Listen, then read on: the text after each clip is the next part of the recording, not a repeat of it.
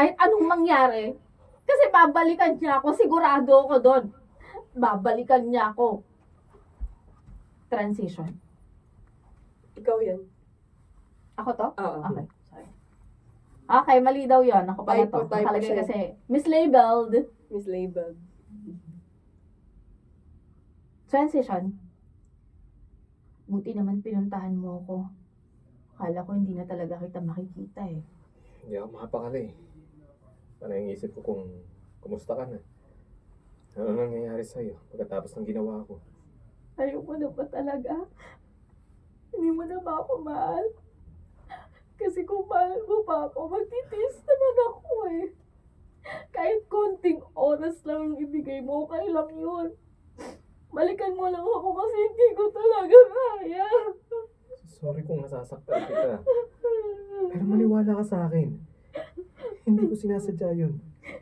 Akala ko, kaya ko makipaghiwalay sa'yo. Ulitin ko parang hindi ako doon sa ano. Akala ko hindi ko kaya makipaghiwalay sa'yo. Akala ko kaya ko may uliwalay. Akala ko, kaya kong makipaghiwalay sa'yo. Akala ko yun ang tamang gawin pero hindi ko rin kaya eh. Totoo ba yung sinasabi mo?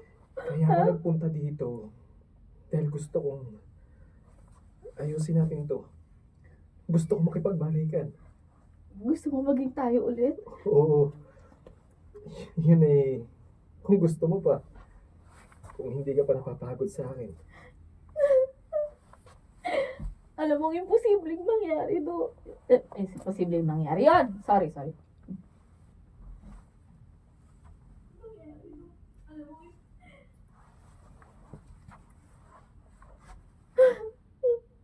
Alam mong imposibleng mangyari yun, di ba?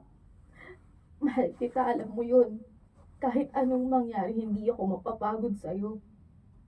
Magtitiis ako hanggat kaya ko pa. Ikaw lang ang kailangan ko. Mahal na mahal kita. Scene 6. Kung nagiinis na kayo ko dito, murderin mo na. Murderin, ganun. Murderin mo na ko rito. Game. Scene 6. Aray ko naman, sis. Ayusin mo naman yung paglilinis ng kuko. Baka naman pwedeng dahan-dahan. Gusto ko pang makalakad eh. Para ano? Para pwede ka na naman makipagkita sa Wiley na yon. Ay naku, hindi. Lulumpuhin na kita ngayon. Agad-agad. Aray, ano ba?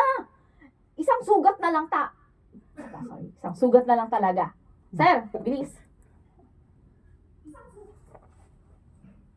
Isang sugat na lang talaga, babalian na kita ng kamay. So, at least hindi mo na makikita yung boyfriend mong hilaw. Excuse me, pupuntahan niya ako dito sa bahay. Hindi ka pupuntahan nun. Alam mo kung sino pupuntahan niya? Asawa niya, ang anak niya, at ikaw, kakalimutan ka na nun dahil kahit anong gawin mo, kabit ka lang naman sa buhay niya. Aray ko naman. Umreno ka naman, wala ka talagang preno eh. Eh, yun naman talaga ang totoo. Hindi ko kasi maintindihan na noong iniwan ka niya, hindi ka pa nag-move on. Kaya ayan, nang nakipagbalikan siya sa'yo, walang kakurap-kurap. Pumayag ka agad. Alam mo, kung gugustuhin mo lang, pwede kang umalis sa sitwasyon na yan. Eh ayoko ang umalis sa sitwasyon na to eh. At gusto mong habang buhay kang magiging kabit. Nice one, good job. Nabahala ka dyan? Alis na nga ako. Eh, saan ka na naman pupunta? Huwag mong sabihing makikipagkita ka talaga sa kanya. Hindi. Basta, may kikitain ako. Yung asawa, no? Seryoso ba? Yung asawa nga niya? Bahala ka dyan. Alis na ako. Hoy, Bye. teka, isama mo ko. Hoy, ba't ka sasama? Eh, rest back lang kapag nilalampaso ka niya sa sahig. O akala ko ba ayaw mo sa ginagawa mo? Tangik. Ko. Ay. Sorry. Isa pa. Tutulungan pa rin asawa. Exactly.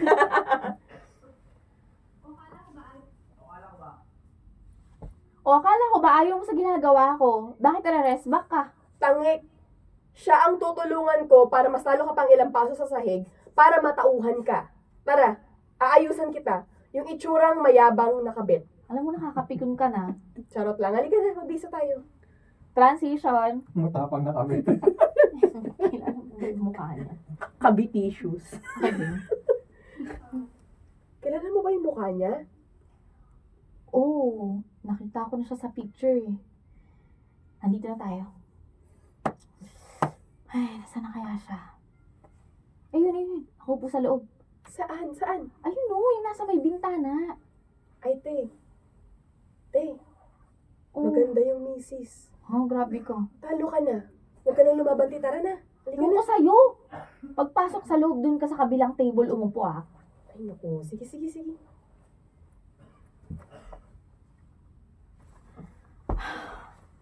Ellen? Eliza? Oo, ako nga. Good. May adlib dito. Crowd! Oh, Oh, kailangan namin ng crowd, mga mare. Crowd. Ay, i-video mo, i-video mo. Hala! Sinampal si ate! Ay, sakit mo. Ay, ano ba yun? Oh my gosh! Hala, sino kaya ang kabit? Char. Ay, yung ano, yung mapula lipstick, yun ang kabit. Baka nga yung baka na pakang make-up. Grabe na talaga ang panahon ngayon. Crowd.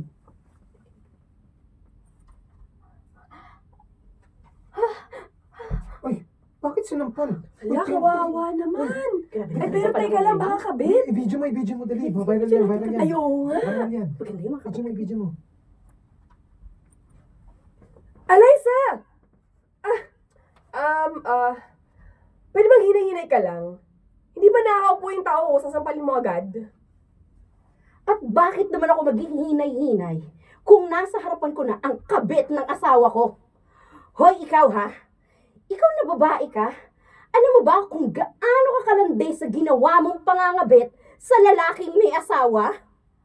Kahit ano pang sabihin mo, ako ang mahal ni Warlie. Hindi ka lang pala malandi, no? Tanga ka rin. Ubod ka ng tanga. Malande, tanga, kabit, haliparot, sabihin mo na lahat. Pero hindi mo mababago na ako ang nagpapasaya kay Warlie. At teka lang ha, sa tingin mo ako lang ang may kasalanan dito? Anong sinasabi mo ngayon? May kasalanan ako? Oo! Ako nga tong legal na asawa eh. Ako ang pinakasalan. Ako ang may karapatan. Eh kung inaalagaan mo sana ng mabuti ang asawa mo, hindi naman niya maghahanap ng iba. Pero sorry ka na lang kung sa akin niya nahanap yung mga pagkukulang mo. Ang alin? Ang kakatihan?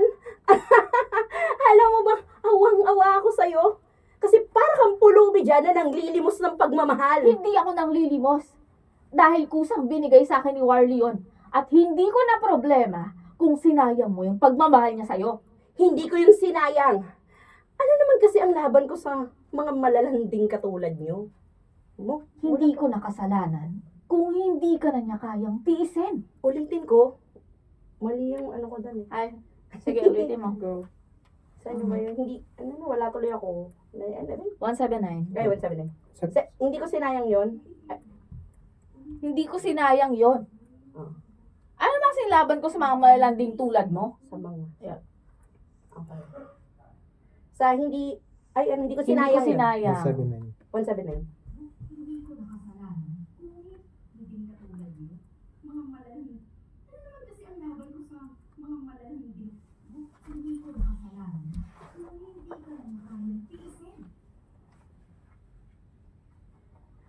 Hindi ko sinayang yun. Ano naman kasi ang laban ko sa mga malalanding katulad mo? Hindi ko nakasalanan kung hindi ka na niya kayang tiisin. Sana lang makatulog ka sa ginawa mong pagsira sa pamilya ko. At sana rin makonsensya ka. Dahil lalaki ang anak kong hindi buo ang pamilya. Lalaki. Lalaki. Lalaki. Dahil Lagyan mo yung intensity. Sana makatulog ka. Okay. Lagyan mo yung intensity. Tap. Ang ano? Dahil lalaki ang anak kong hindi buo ang pamilya. Alam mo, dapat sa mga katulad mo, hindi na ipinanganak. Nang dahil sa inyo, kaya ang daming nasisirang pamilya ngayon. Si Warlie naman ang dapat magdesisyon na hindi ka na mahalin. Hindi ako. Pero ikaw yung dahilan. Pinaghirapan ko yung pamilya ko. Ako lang yung dapat na mahal niya. Pero dumating yung isang salot na katulad mo sa buhay namin. Nang agaw ng hindi naman sa'yo. Daig mo pa yung magnanakaw sa ginawa mo. Magnanakaw! Magnanakaw? Ano pala yun? Anong sunod, Goyo?